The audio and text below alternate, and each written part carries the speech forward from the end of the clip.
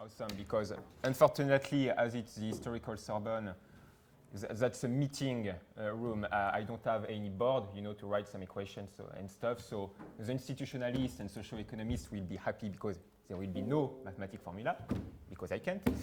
But whatever. So thank you for having me this morning. I'm Camille Souffron. So I'm a former EPOG alumni. I'm currently a student at the Ecole Normale Supérieure, Rudum, like 200 meters away, and at the Paris School of Economics. Okay, perfect. And I've been a research fellow at Georgetown University in the department of Professor Gaël Giraud, that you might know because he was the chief economist at the AFD, the French Development Agency, who then hired Antoine Gaudin and all the guys with who you will be working on the second semester, I think, on ecological economics models. Is that it? Already done? Perfect. Great. So the idea is to present a kind of mix between really concrete policy works and kind of scientific lobbying, coupled with basic academic research. And the idea was to show that while doing, for example, your master thesis or your first research papers, working papers, you are always able, if you want to commit into society, to bring those works into political spheres, administrative spheres, in order to have an impact out of your laboratory, of your internship, which might be, your goal if you want, if you've chosen to go to the EPOG program, which is, quite committed to the world, to the global bifurcations. That's literally in the name of your program, so it could be relevant. So the name I'm French, I have a terrible English, so if you don't understand me, please raise your hand or just interrupt me, ask for reformulation, clarification questions. Really, no offense, at least I'm consistent too. So DO models from ecological macroeconomics have a role to play in policymaking as an alternative to DSGE, sorry for the mistake, so dynamic stochastic general equilibrium models, and CGE, which are computable general equilibrium models, which are the two mainstream macroeconomic models that are used both by neoclassical economists in academia, but also in national, European, international institutions like the IMF, the World Bank, the OECD, the European Central Bank, the Federal Reserves, etc. So they are really the core of the neoclassical theory applied both to analysis and to economic policy making nowadays. So even if we are quite in an heterodox master degree, I think it's important to understand what are the core mainstream models, at least for intellectual honesty, but also to be able to criticize them without hearing, if you are against that kind of general equilibrium model, it's just because you do not understand them. And if you would understand them, if you were good at math, we will see that the problem is not about math, because basically it's usually bad math or bad use of mathematics, at least epistemologically. We will see that actually we can really criticize those models. So what was the original working paper? It was more like a policy report. It was a successful assessment of the economic impacts of ecological transition policies in the European Union requires the European Commission to broaden the range of its modeling tools. So to put a bit of context, during the end of spring 2023, happened in Brussels with the European Commission at the European Parliament, a big international conference called Beyond Growth, sponsored by European Commission President Ursula von der Leyen. So it was the first time that, lots of economists and other thinkers and NGO representatives, etc., came to the European Parliament to talk about other economic strategies than growth.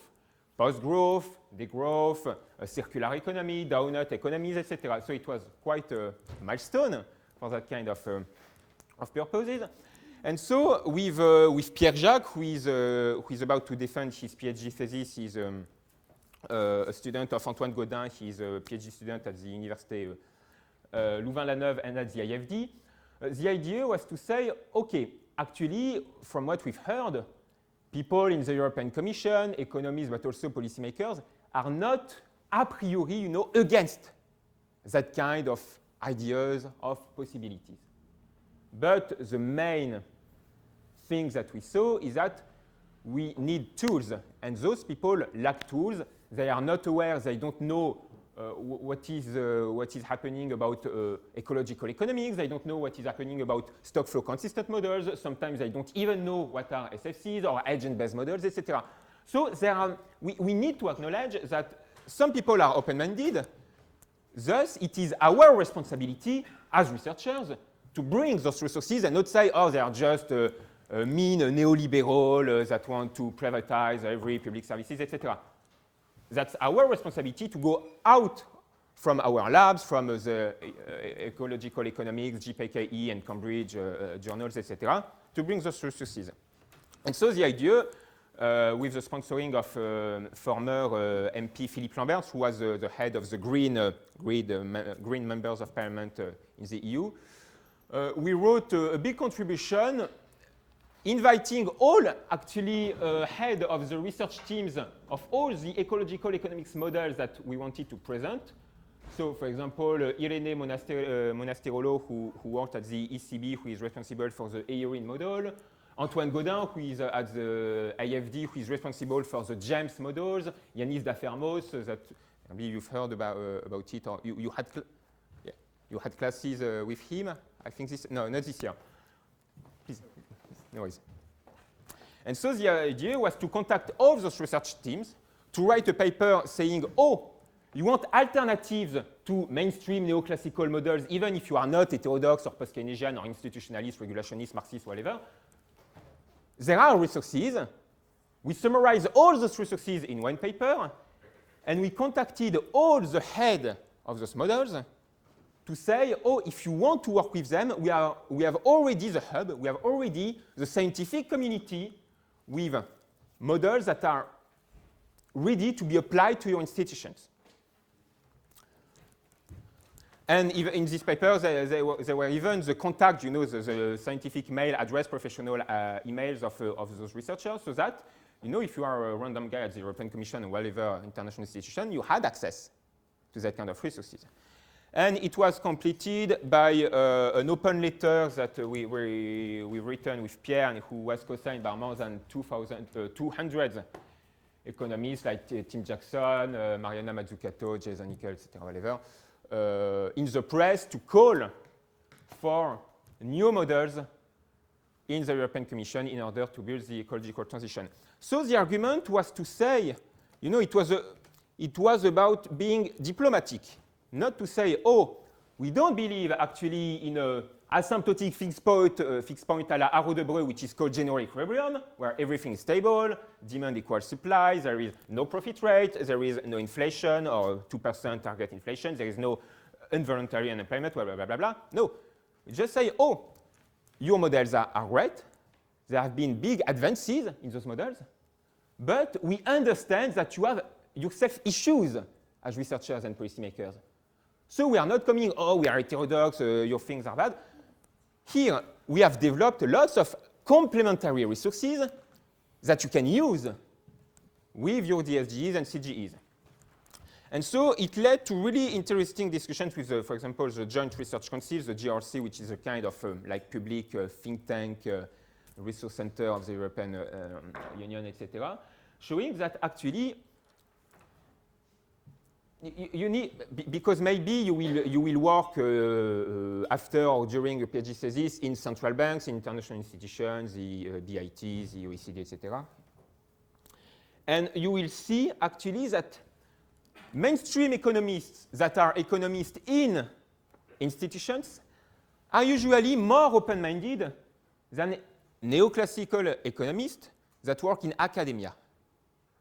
Why? Because they have the obligation to bring results, so they are pragmatic. So if they find a model that have a better accuracy than the neoclassical ones, if they want to keep their job by forecasting the future inflation of the next 3 years for the FOMC committee of Jerome Powell at the Fed, etc., they will use your model. They will be happy to use it. even if they have a political disagreement with you. So it's important, if you want to work in institutions, to go in that kind of open-minded, diplomatic thing to say, oh, I'm just thinking about complementary tools to help your own issues, to address your own issues. And so here, so we transform, we just transformed this paper into a more academic paper that we submitted to Ecological Economics. So it's going under review, but I think you have access to it. It's more compressed and less political design. So there were two. The main objective was to say the main strategy was to say not to focus on doctrinal oppositions like demand or supply, like equilibrium or out of equilibrium framework, etc. It was more to say what are the alternatives in terms of really concrete, specific modeling tools and modeling results. What could impact the modeling results?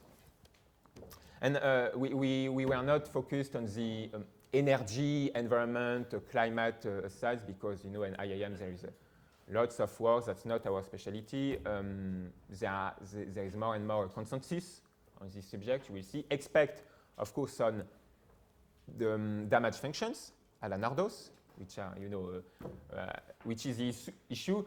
What will be the impact of a +5 degrees in average in global temperature anomaly at the end of the century?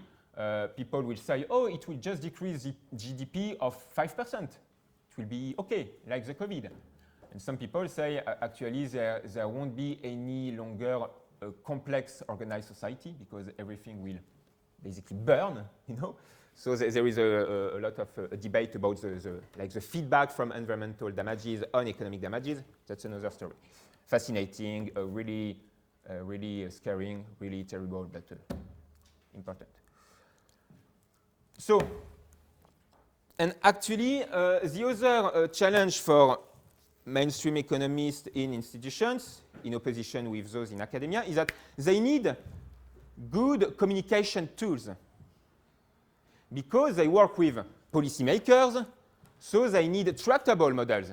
For example, the policymaker may ask you in your PhD, etc., okay, but what, for example, what happened in your model if I move these really hidden elasticity parameters? Oh, maybe you will discover, because you didn't do a sensitivity analysis before, that's a bad practice, you would discover, oh, in fact, that the value, the threshold value of these hidden small parameters that drive all my results. Ah, what a pity. Not a good thing. But if you are in academia, you don't have to do this. The reviewer won't try to move your parameters because they are, you know, they have too much work, they don't really read your papers, etc. So, but to see that actually the challenges in academia and the challenges in institutions are really different. So I think you get it. So 3 contributions. First, and it's important in order to communicate with those people, is of course to do criticisms. They are totally legitimate, and it is healthy, epistemologically healthy to do that kind of discussions in scientific discipline.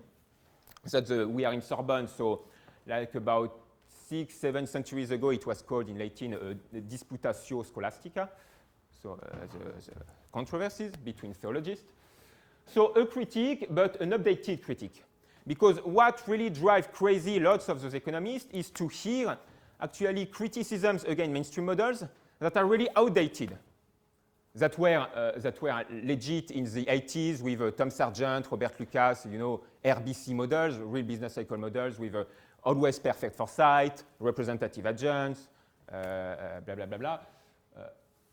Fortunately, even the mainstream neoclassical field is moving. That's the good news. Fortunately, we could expect from the scientific community, even the neoclassical one, to still develop new tools.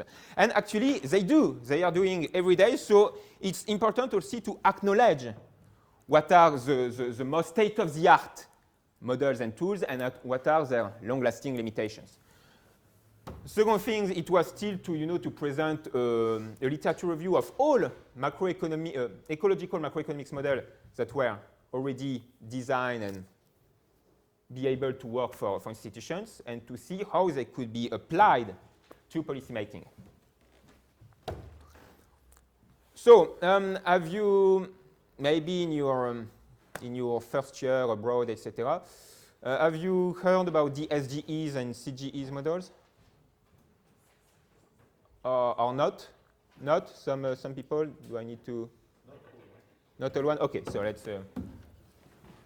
So the idea is to say, maybe I will begin with let's do a really small crash course, even for institutionalists and qualitative researchers, etc. Really small crash course in mainstream models. So the general equilibrium theory, but applied, not the indifference curves and that kind of stuff, that's the micro level, but applied to the macroeconomic analysis. We are at the beginning and the end of the 70s, and more and more people were coming to see the mainstream economists, the neoclassical economists, to say, okay, you are always talking about general equilibrium, asymptotic fixed point where supply equals demand, no inflation, no unemployment, everything is perfect, everything is Pareto optimal. Okay. But come on, guys, there are financial and economic crises and recessions every 4 years in average. And so those people, they were at the MIT at the time.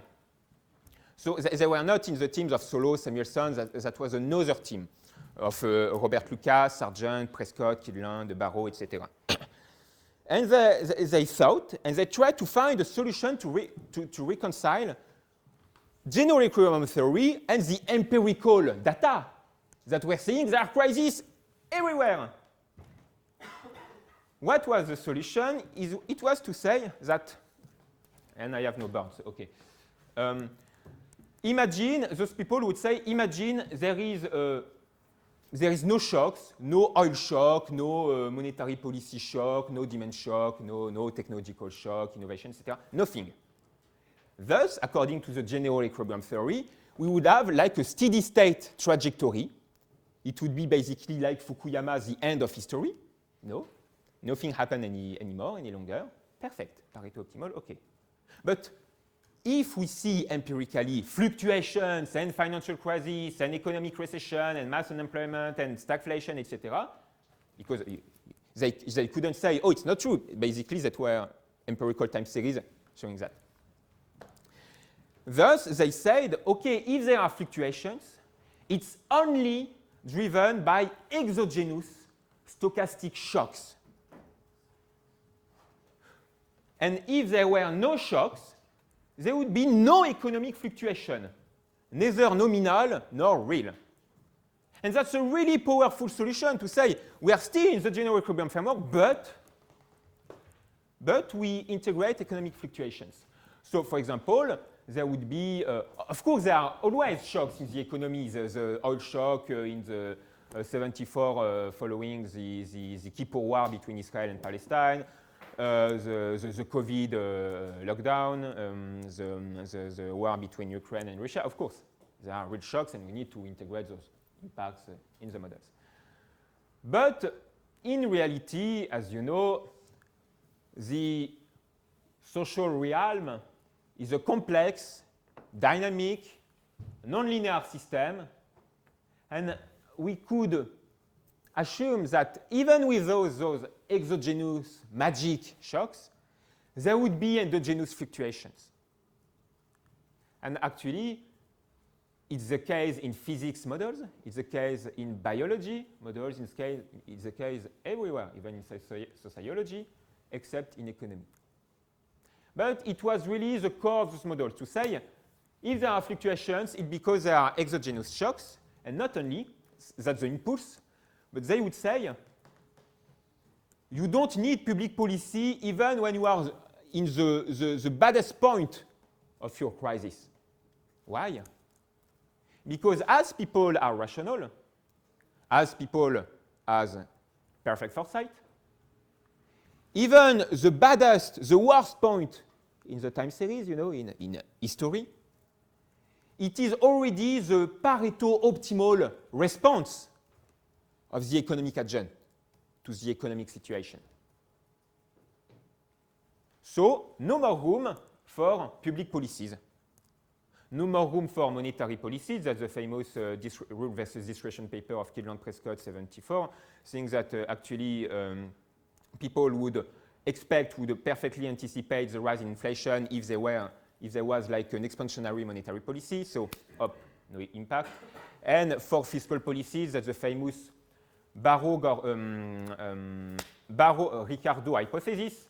No connection with Ricardo. I've read Ricardo, there is no, I don't know. So the Barrow hypothesis to say that if the state do a Keynesian spur, public spending, rational, perfect foresight economic agents will expect, either in their life or in the life of their graduate children, that's the intergenerational altruism hypothesis, they will expect a rise in taxes one day in order to pay for the current public spending. So they will increase their savings and decrease their consumption by the same amount of public savings, neutralizing any Keynesian multipliers. And so no more room for monetary policies, no more room for fiscal policies. Even the worst crisis, that's already the optimal responses of agents, of economic agents to exogenous shocks. And that's so it's why it's called dynamic. There is time. Stochastic, that's that kind of random shocks. General equilibrium, still the general equilibrium structure models. And that's really the core of macroeconomics. So, of course, when, for example, you are in a, I won't say name, but you are in a famous university, economic department, you want to do a PhD in macro, we'll take that model, and as all of your peers, you will, the point of your PhD thesis will be to add a new feature to this core. For example, a new friction. For example, wage rigidity, or price rigidity, or imperfect competition and markup for firms, or some inequalities between agents. Lots of bandages, but still on that kind of exogenous stochastic general equilibrium core. And we'll see that that's actually the main issue. The main issue are, in my opinion, of course, in my humble opinion, that's not about supply-driven models or demand-driven models. It depends on the scope of history, depends on the periods, it depends on the places, depends on the conjuncture, it depends on the wage bargaining ability of workers. For example, if you are Marxist, you will consider a supply-driven model because growth and investment are driven by the profit rate. So basically, it's not really about demand or supply. It's about does your model allow, even without shocks, without stuff, etc., just basic endogenous fluctuations to represent our dynamic, complex, nonlinear systems that is reality, that is the social world. And again, it's already the case in physics, in statistical physics, in biology, in demographics, I mean, everything. And so to finish with this, we need to acknowledge, of course, especially after the great financial crisis of 2008, some mainstream economists said, okay, come on, there's like basically strong issues with that kind of models. We need to correct them. And that will be the famous new Keynesian flavor, new Keynesian coloration. New Keynesian saying that we are still on that kind of general equilibrium framework, but we will add frictions, nominal frictions, bounded rationality, wage rigidity, imperfect competition, all that kind of new Keynesian flavors, but not really Keynesian. In a few words, CGE models, that's more, CGE's models, computational general equilibrium models, are more used in the World Bank, in institutions that like the really highly disaggregated versions of DSGEs with lots of sectors. You have, in fact, it's coupled with a social accounting matrices, SAM. You've heard about it, maybe? No. Imagine an input-output table. You've seen the input-output, Leontiev. So for each sector, for each, you have a matrix, and each point it will take the input of the line I, and thanks to that, it will produce the output of column J. So it's kind of really basic, industrial accounting. And on this, you put some distributions. You put the distribution between wage and profit, between consumption, investment, etc. So you have a kind of representation of flows, not stock. That's not SFC, just flows of your economy. And then you add general equilibrium theory on it. You have a CGE. So it's basically a DSGE, but with more accounting and highly disaggregated. If you want, for example, to test for a carbon tax on an environmental policy on a sector, and you want to see if it will have impact on the other sectors, the fishermen, fisherwomen, etc. I don't know. Okay, blah, blah, blah. And so that's not only me who is saying all that kind of stuff. That basically leading neoclassical economists, some with the Nobel Prize. So, for example, Robert Solow in his congressional hearing in the US in 2010, who said that basically I don't believe in that kind of stochastic stuff. My Solow growth model was just a toy model. It was a heuristics. It wasn't aimed to be the core model of all economic bachelor students in the world. Blanchard, Olivier Blanchard, the former chief economist of the IMF. We will see his criticism just after. Paul Romer, who was the former chief econ of the World Bank, who got fired because he revealed that actually the World Bank was cheating about, its international ranking of like good countries to invest in, And he shows that usually when there is a left-wing government that got elected in those countries, they would automatically lose ranks. This guy is half a Hayekian. But he still has intellectual honesty, and if he sees something like this, he will say that's not okay. So still, you can talk with people who have a really opposite political or epistemological approach than you. Those people can still be intellectually honest and open-minded. So I really push you to talk with those people. And he say basically, Paul Romer, he really criticized that kind of stochastic shocks. He say, what are all those shocks that are driving all those models? Basically, he was in a PhD defense committee.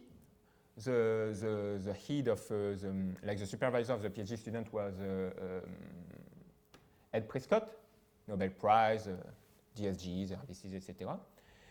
And one of the guys in the jury told the PhD student, "Oh, really interesting, but what are all those negative shocks, those negative productivity shocks, stochastic, that are driving all the results of your model?"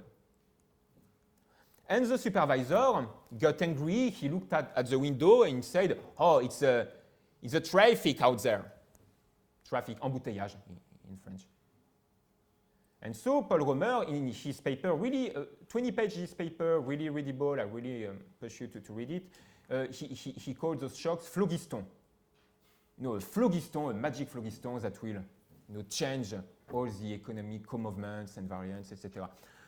So that's the issue of identification, actually. I'm talking a lot about theory, but it's just the beginning. I will, of course, adapt. For example, when there is a really interesting paper using the models of the European Commission, the DSGE of the European Commission, which is, if we them, to study Germany economy between 1995 and 2013. And in order to have a model that reproduces the data, which is the point, to explain reality, time series, they needed, and it's written, they needed to assume 46 hypothetical shocks on Germany. It's written in the paper, I quote. There is absolutely no rational or ideas or insight about what are those shocks.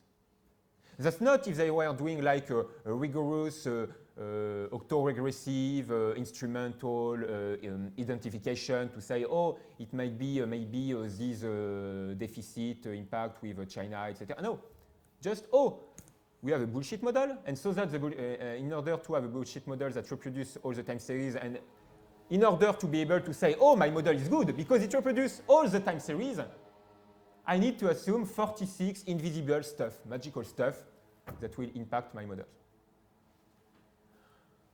Imagine, okay, there are 46 shocks. We don't know what they are. Maybe the conferences of Angela Merkel, I don't know. Or maybe the big party in the Bahrain, I mean, whatever, in Berlin. Okay. So, after explaining history, you might want to use your model for another goal, which is forecast. You know, prediction for future inflation, future unemployment, blah, blah, blah. If you have, because in terms of, in statistical terms, what is the name of this practice? It's called overfitting. Overfitting, which means, of course, you can reproduce all the empirical time series because you have an infinite degree of freedom. Like, for example, in a basic OLS, you know, economic linear regression, imagine you take like 1,500 explanatory variables in the right-hand side of your linear regression.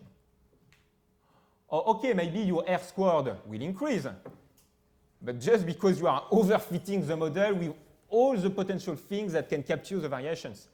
There won't be any longer causal analysis. And what's the issue with forecasting?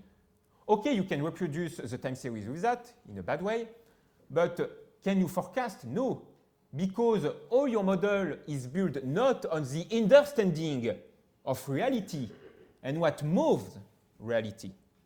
It's built on invisible shocks, and by definition, that's a stochastic shock, so you cannot forecast them. Yes, Fiat Lux.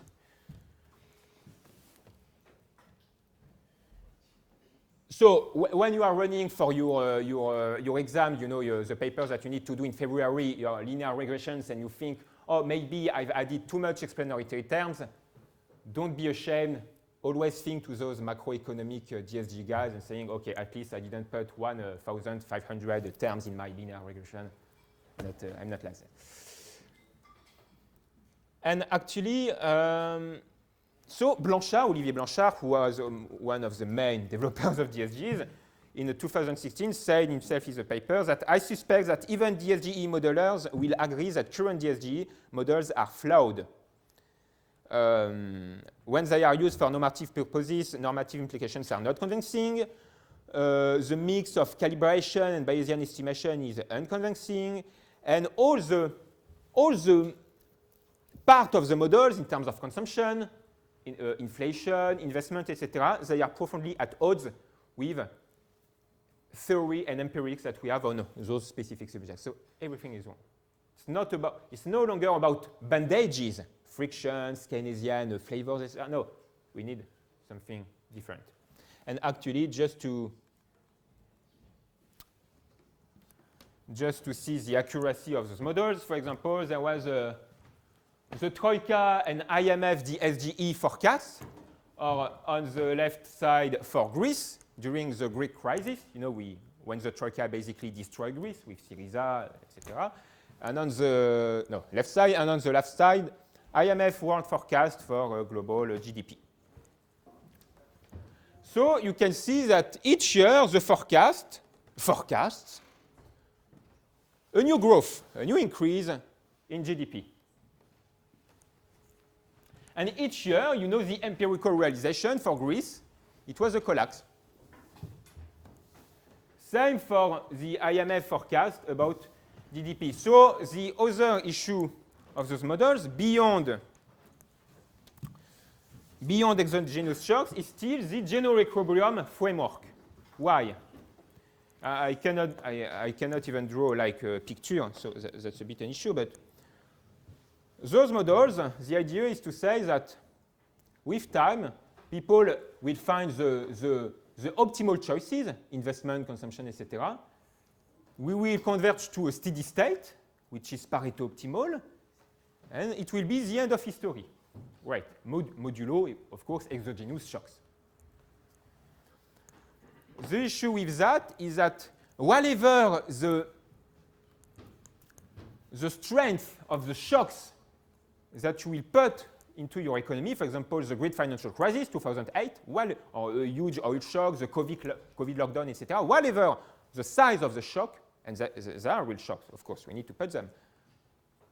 Because it is an equilibrium model, asymptotically, with enough time, it will always converge back to the optimal steady state, to the dynamic fixed point. So whatever the size of the shock that you throw into your economy, you will never have long-term mass unemployment. That's an issue because empirically, in some cases, we have seen mass unemployment, right? No? Same thing. Even if there are discrepancies between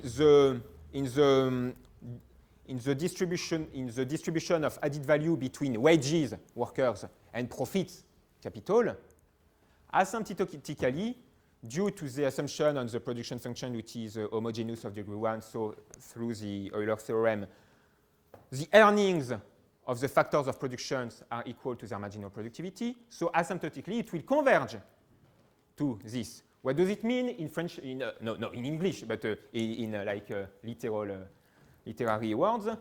Whatever the shocks, the share of workers and the share of capitalists will always be the same in long term and only determined by technological properties, like productivity of labor, productivity of capital, etc. Nothing about bargaining, nothing about class struggle. While we've seen empirically that the slope of the Phillips curve linking employment and nominal wages growth rate, i.e. the bargaining capacity of workers to have better wage, better purchasing power, the slope has flattened a lot.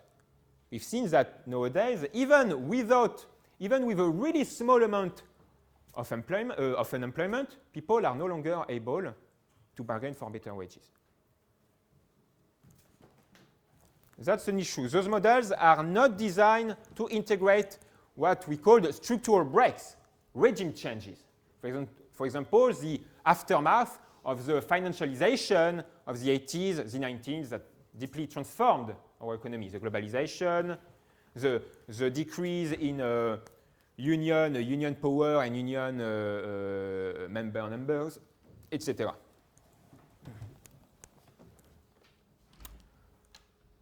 Okay, so I won't do all the criticisms, but of course, lots of issues about integration of private debt and financial instability, because in order to have an optimal path, of course, I know it would be clearer if I had a board just to do some curves, no math, but curves. But let's say that in the models, even in the models, the few models like Gertler, Kiyotaki, or people like that, they are doing an accelerator, but some people who are pulling debt, they are saying, oh, I've already private debt in my model. They put a condition, which is called the transversality condition, the no-Ponzi scheme, which prevents all building of financial imbalances, which means that you cannot have financial instability, you can't have Ponzi finance or Minskian moment and cycles. Why? Because the structure of the model does not allow you to build financial imbalances. And as those models are not stock flow consistent, they are only in terms of real assets. When they put money or private debt, it's just either a proxy for capital because they mixed factories and savings. So for example, I will invest instead of consume today so that I will consume more tomorrow. But today I invest savings. And tomorrow I will consume these savings, but these savings turned into factories. So I will consume, I will eat factories. like a sandwich, but a real factories with walls instead of a sandwich. That's basically a huge confusion between real resources and financial resources. For those people, capital, big K, you know, in your models, it's both factories, and savings. There is no disentanglement. So no financial instability. Representative adjunct and rational expectations are introducing more and more bounded rationality, so it's a good thing still. Substitutability of inputs in production functions and increasing return to scale, so we've talked about production functions.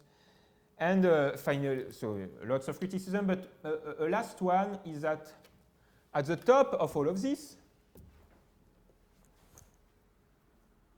in fact, some really important variables of those models are not observable. The three main ones are called the NERU, or the natural unemployment rate. What is the natural unemployment rate? Is the unemployment rate in the economy that is not inflationary, which means that the amount of unemployed workers such that people are not able to go to see their boss and to say, oh, I want a better wage, increase my wage, or I leave and I go to another firm.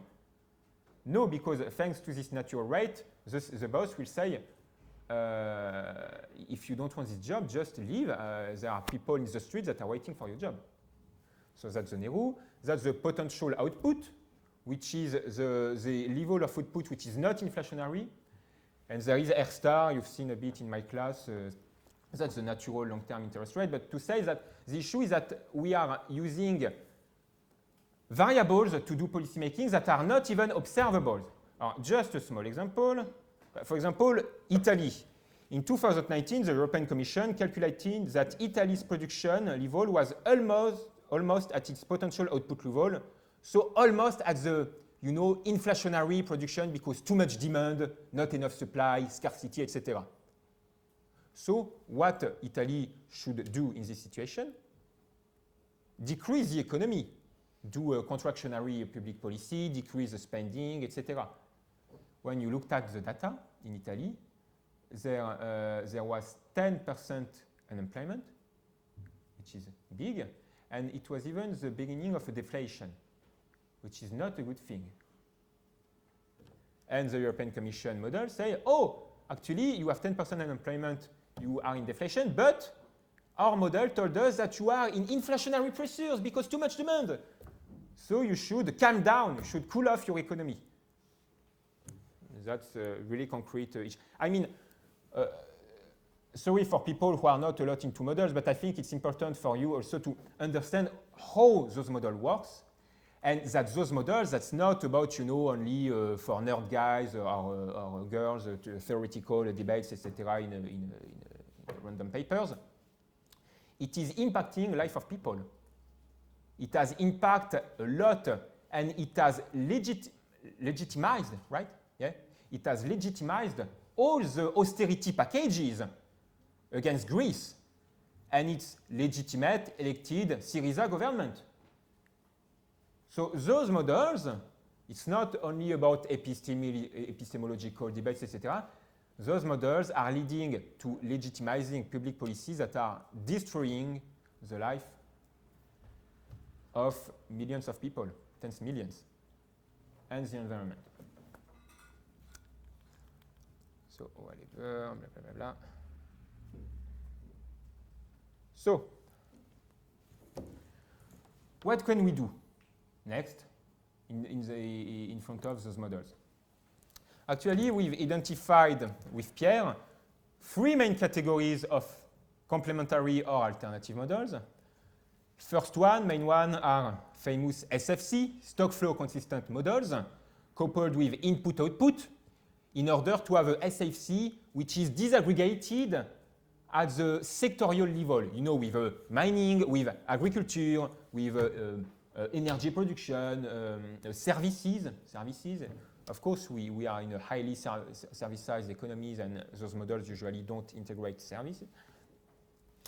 Thanks to the stock flow consistent framework, you can also include, I will talk a bit about this after, you can include environmental resources and flows, and energy flows and stocks, even pollution stocks and wastes.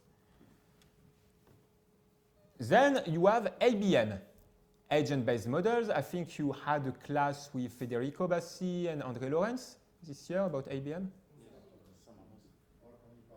Okay, okay.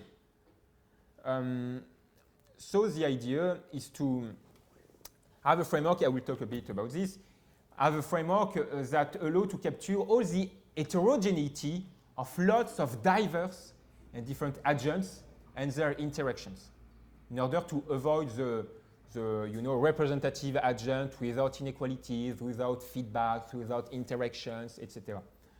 And finally, the last category, which is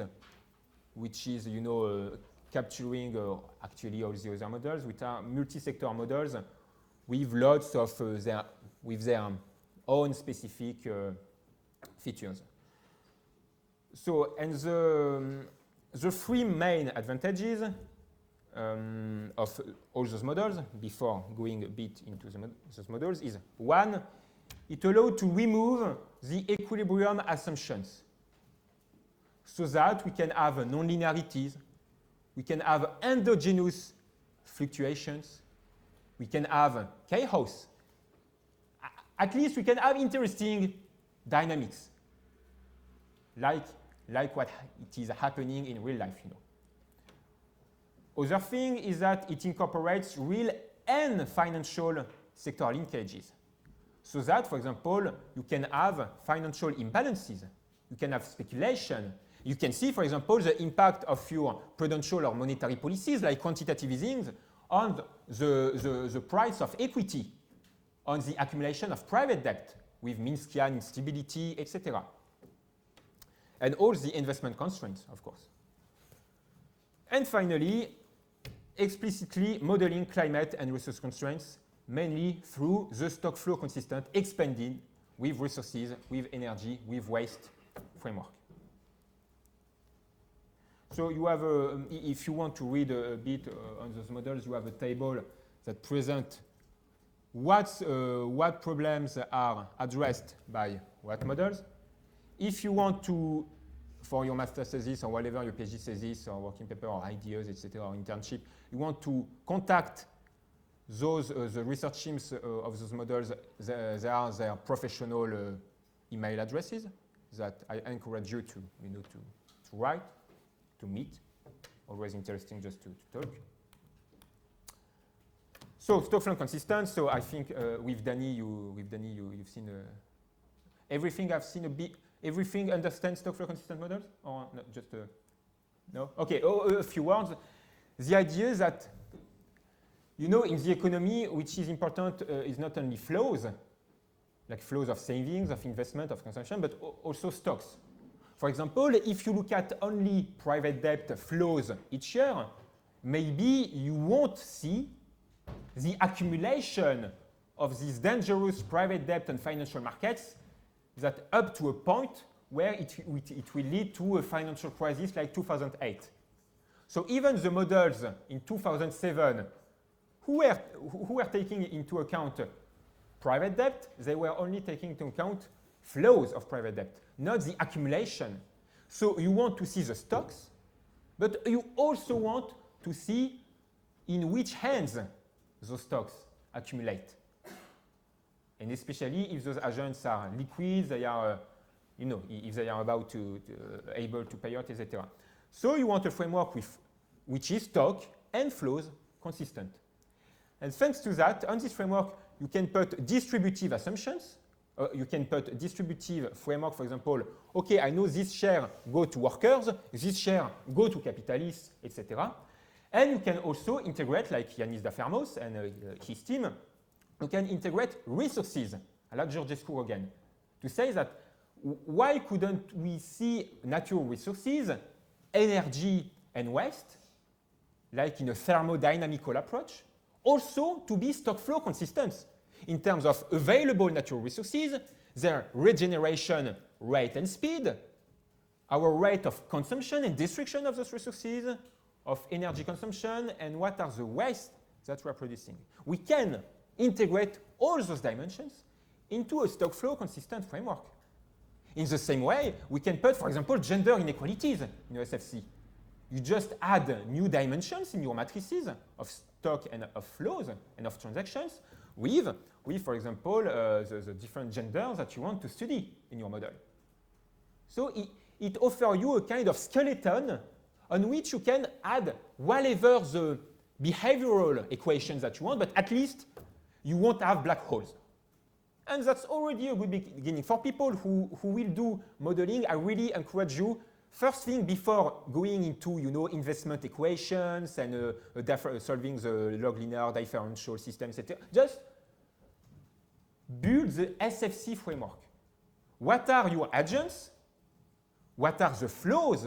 What are the stocks? And in which hands the flows are accumulating as stocks? And for financial variables, of course, each asset is also a liability, and each liability is also an asset, so it should equal 0 when you add things. That would be a good practice in January, February to begin your modeling phase. So define the one by Dafermos. Eurogreen, it's a really interesting model built by Simone D'Alessandro et al. The first version on France, the second version who is about to be published in Italy. And this Eurogreen is really interesting because it has a really disaggregated framework with lots of social classes, lots of worker skills, lots of sectors, and actually it allowed us with Gaël Giraud and the Rousseau Institute to publish a small report about, for example, the macroeconomic simulation of the last left-wing coalition of the last parliamentary election in France with Eurogreen. So we were able to simulate, because in political campaigns, usually parties or think tanks, etc., institutes are just computing the cost and the benefits, just the cost of the political program. Here, the idea was to go further to say, we will not only compute the cost, we will simulate in medium run the impact of this policy package on GDP, CO2 emission, inflation, public deficit, commercial balance, trade balance, etc. So in order to feed the political debate. James is really interesting. James is a model developed by Gaël Giraud at the AFD and then nowadays by Antoine Gaudin and his team. His idea is it is built on the Goodwin model, which is maybe the most really developed economic model with endogenous fluctuations. Because the issue with Keynesian models or post-Keynesian models is that lots of them, even if they are post-Keynesian, demand-driven, etc., inequalities, capital share, etc., capitalists, they are still equilibrium models. So you have equilibria, Keynesian equilibria with lots of unemployment, etc., but it's still stable. The Goodwin model is the idea that you want to build your economy on the class struggle between capitalists and workers. That's a really Marxist approach in order to have endogenous fluctuation of the class struggle. For example, unemployment decrease, so people bargain for better wages. It increases the wages. Capitalists invest less. It puts the economy in recession. Unemployment increase, wages decrease, and again and again and again. Class struggle, no equilibrium, real dynamics.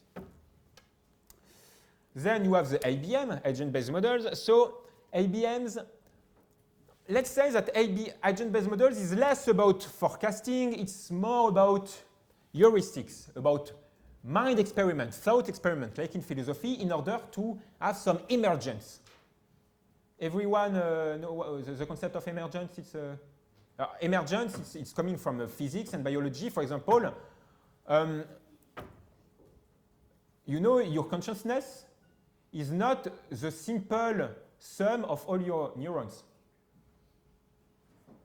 The interconnections of your neurons lead to emergent properties. For example, it is consciousness.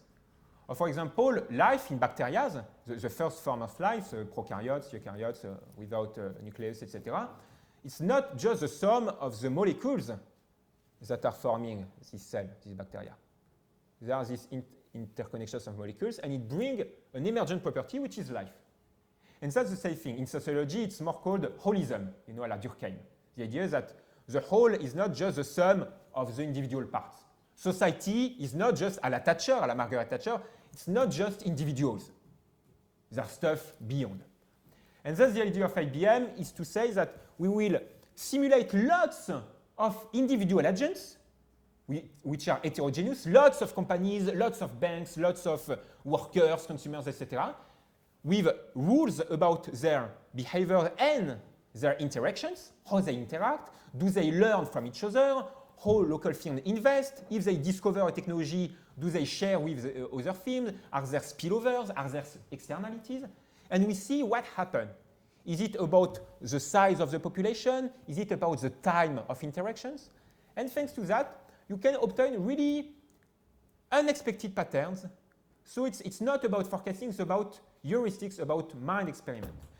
And finally, you have the other models that are not specifically stock flow consistent, that are still aggregated models, but with input-output tables, which allow you to track all the industrial exchanges, so you can focus on the mining sector, the agricultural sector, the service sector, etc. So, for example, ESTIM, which is also developed at the AFD, who focused a lot on the trades and international flows of resources and of financial resources and material resources between global south and global north, which is really interesting. And IFRIMI, it's from Cambridge. It's a really funny model because it's a kind of mix. It's a really micro-founded with some local agents. It's still a macro model, but for example, technological innovation, it's really disaggregated to see how local firms invest and find new forms of technologies. So you can also, for example, combine a macroeconomic framework with big behavioral equations for consumption, investment, etc. But for some part of your model, you can still have a micro-founded, heterogeneous agents sector if you want really to study how those agents interact in this sector, for example, or in this dimension, for example, technological innovation, or for example, credits and investments and endogenous money, that kind of things. So to conclude, so of course, there is a need for collaborative dialogue and institutional convergence of ecosystems. And to quote Blanchard, which is quite amazing to be able to quote Olivier Blanchard on this, the profession, and again, this is a note to the editors of the major journals, so AER, GPE, Econometrica, QGE, etc., must realize that different model types are needed for different tasks. And actually, a diverse portfolio of models provide greater predictive accuracy, that's theory of dynamic systems, greater predictive accuracy, and that's Scott Page is a specialist, he's a researcher specialized in dynamic systems and how models can allow us to understand dynamic systems. And she shows that actually the set of models accuracy is the average model accuracy plus the variance, plus the model diversity. The more you have diverse models, whatever their accuracy, the more you will be able to converge to the true empirical parameter, to the true data generating process, a bit like the estimating, like in OLS, in statistical inference, the average, the distribution of the sampling average, through the limit center theorem. So we need collaborative efforts with academic and public institutions for a systemic research program and institutional convergence. And of course, that's obvious, but we need also to connect research communities. That was the point, I'm almost finished, that was the point of this paper, not only to say, oh, there is a list of good things, is that we've contacted all the researchers that are developing those tools, and they are ready to work with you and institutions and governments, etc., in order to lead the ecological transition, to build better forecasting tools, better public policies for the common good, to reduce inequalities, to reduce financial instabilities, imbalances, etc. Also because it might be a bit depressing if you work in an isolating environment or neoclassical environment, you know, to just do on your stuff and being rejected. So we're also talking about mental health and well-being, and I think it's important as researchers also to be able to build strong research links and strong human links, because we are living in a really tough times where even researchers which had a few decades ago still some kind of respect by all the political sides, nowadays we are called leftist, socialist, Islamic terrorist. In France, the word Islamo-gauchiste, which is a combination of radical Islam and terroristic Islam and leftist. And actually, the former, so many dissolutions of the government, but former minister for higher education asked the CNRS, which is the main research agency in France, to lead an investigation on public researchers about their Islamo-leftist features in the Congress, in the National Assembly. So being a researcher imply nowadays more and more also to be exposed to political violence, to harassment on Twitter, to media backlash, etc. So it's important also to build human communities, not only for the quality of our works, but also for our mental well-being. And last to see penultimate slide, to see that actually things happen. For example, the World Bank in Washington combined IFRIMI and MANAGE for the country climate and development report for China. The IMF and the ECB with Irene Monasterello are using EIRIN for climate-related financial disclosures, so the impact of firms and banks disclosing, the risk of brown asset strandings, fossil asset strandings. The European Commission have IFRIMI, a post-Keynesian heterodox model in its toolbox, and the IFD, of course, with its mission of technical assistance to the Global South, mainly. So to see that things are happening, and not in academia, not in top American journals, but in institutions. And you might want to work in that kind of framework, at least for a few years, if you want to really have an impact and to have papers read not only by 2 other people in the world. And the last thing is that usually there is a counter-argument against pluralism, against model diversification, which may be valid. Epistemology, in terms of philosophy of sciences and epistemology, it is a valid point, mainly from Michael Polanyi, the brother of Karl Polanyi. It was kind of, he is less known than Karl Polanyi and the Great Transformation, but it was kind of a great brotherhood, basically, the risk of anything goes without scientific rigor. And so we really need to defend that pluralism does not imply a decrease in quality of model and research.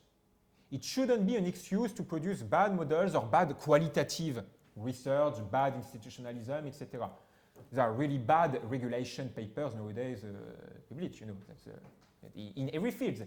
In heterodox, in mainstream, bad researchers are everywhere, bad research are everywhere, and it shouldn't be an excuse. Also in terms of legitimacy. And actually, there is a counterexample that you can quote that's called climate sciences. Actually, the models, the model de circulation générale, the JCM, general circulation models that are used in climate sciences, in the IPCC reports, etc., they are huge model. Far more huge than economic model, like 500,000 equations and parameters. There are parameter distributions for S&30 about parameters value everywhere. It takes usually between 2 weeks and months to have one run. One simulation, you launch it on your computer, on your servers, you need 2 months to have a result. So you shouldn't do this for your master's thesis because you will, even for September session, it won't, bad idea. That's Navier-Stokes equation, so partial differential equation, discretized on a a sphere. I mean, that's extremely complex. And even with that, climate scientists, since the end of the 90s, have been able to develop an international framework, the CMIP, Coupled Model Intercomparison Project, under the World Meteorological Organization, whom the role is to compare, to rigorously compare the validity, the accuracy of the models of all the research teams, and to build standardized, rigorous databases so that when you have a different result for a model, it's due to the model and not to the variability of the database or cherry picking that you've done. So it's to show that even in a discipline with much more complexity in terms of modeling size and dimensional complexity, there are ways, and even institutionalized international ways, to have a healthy, transparent, well-organized scientific debate. And we are not able to do that in economics. So we should try to build that kind of stuff. So thank you for listening, and I'm really happy to discuss in a less theoretical things all of this with you.